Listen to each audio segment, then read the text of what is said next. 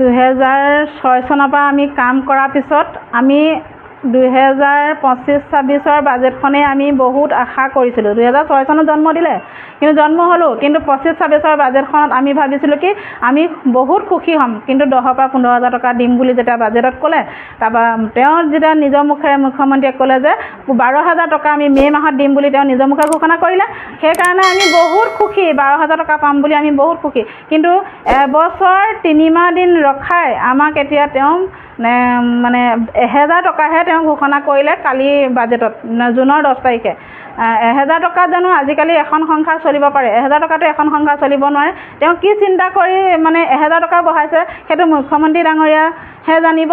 আৰু এতিয়া আমাক 1,000 নালাগে, আমি 4,000 টকাৰে আমি কাম কৰিম, নকৰোঁ বুলি কোৱা নাই, কিন্তু আমাৰ কাম সীমিত হ'ব।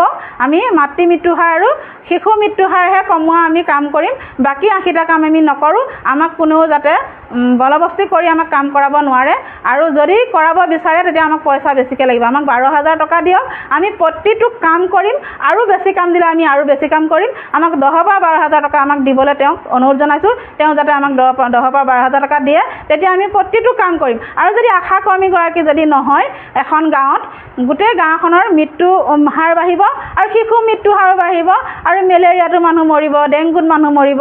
কিন্তু আশা কৰ্মীগৰাকী হোৱাৰ কাৰণে আজি চুকে কোণে গাঁৱে ভূঞে য'ত যিমান কাম আশা কৰ্মীজনীয়ে কৰি দিয়াৰ কাৰণে ৰাষ্ট্ৰীয় পুৰস্কাৰ পাবলৈ হিমন্ত বিশ্ব শৰ্মা ছাৰ সক্ষম হ'ল।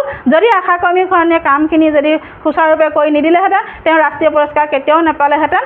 আৰু তেওঁ সেইটো ভাবি চিন্তা কৰি যদি আমাক যদি এতিয়া কয় বোলে 10,000 পৰা 12,000 টকা দিম, তেতিয়া আমি সকলো কাম কৰিবলৈ আমি একদম উৎসাহিত হৈছোঁ। আৰু যদি আমাক 4,000 টকাই দিয়ে, আমি কাম কিন্তু সীমিত কৰিম, তাতে আমি সীমিত কৰি ৰাখিম, তাত যাতে আমাক কোনেও বলবস্তি কৰিব নোৱাৰে। হয়, মই পোনপ্ৰথমে আমাৰ নিউজ চেনেলৰ আপোনালোক দুজনক ধন্যবাদ জনাইছোঁ। আমাৰ আজি এই কালিৰ যিটো আমাৰ অসম চৰকাৰৰ 1,000 টকাৰ ঘোষণা কৰিলে, সেইটোত আমি ক্ষুভিত হৈ গৈছোঁ।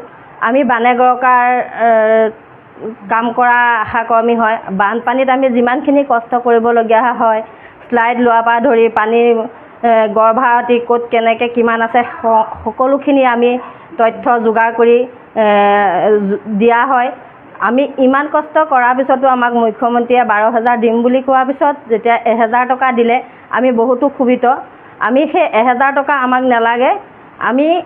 আমাক যদি 1,000 টকা দিয়ে, আমি 4,000 টকাতে কাম কৰিম, কিন্তু আমি সীমিত কাম কৰিম। আমাক 8 ঘণ্টা কাম কৰাব লাগিব, কাৰণ 8 ঘণ্টাত কাম কৰি যেতিয়া এগৰাকী মহিলাই 4,000 টকা পায়, আমি যেতিয়া দিনে ৰাতিয়ে কাম কৰি পেলাই 100 টকা পাওঁ, এদিনত 100 টকা পাওঁ, সেইটোৱে আমাৰ সীমিত নহয়। সেইকাৰণে আমি মুখ্যমন্ত্ৰী মহোদয়ক সদৌ অসম আশাকৰ্মী হৈ মই জনাইছোঁ যে আমাক 12,000 টকা দিম বুলি ঘোষণা কৰিছিলে। আমি তেখেতৰ প্ৰতি এতিয়াও বিশ্বাস আছে। আমাৰ কালি বাজেটটো যদিও দিছে, আমি তেখেতক আমাৰ ফালৰ পৰা কৈছোঁ, আমাক 12,000 কৰি দিয়ক। আমাক যেতিয়া যিমান কাম দিয়ে আমি সিমান কাম কৰিম। যদি আমাক সেই 12,000টো নিদিয়ে, আমি কাম সীমিত ৰাখিম, আৰু অনিৰ্দিষ্ট কাললৈ আমাৰ সদৌ অসম আশাকৰ্মী কৰ্মবিৰতি কৰা ঘোষণা আমি সিদ্ধান্ত লৈছোঁ। তেতিয়া আমাক তেখেতসকলে কোনো কামত জোৰ কৰিব নোৱাৰিব, কাৰণ আমি ইমান আশা মেৰুদণ্ড বুলি কয়। কাৰণ ক'ভিডত আমি ইমান কষ্ট কৰিলোঁ, ইমান বেমাৰ হৈ আমাৰ ক'ভিডৰ মহিলা মৰিলেও, এতিয়াও আমাৰ শিশুসকলৰ পঢ়া শুনা বহুত কষ্ট হৈছে। আমি নিজৰ শিশুটোক ভালকৈ পঢ়ুৱাই উচ্চ শিক্ষিত কৰিব আমি পৰা নাই, কাৰণ আমাৰ পইচাৰ অভাৱ। এতিয়া 3 মাহ হ'ল, মাৰ্চৰ পৰা ধৰি আমাৰ পইচাই পোৱা নাই।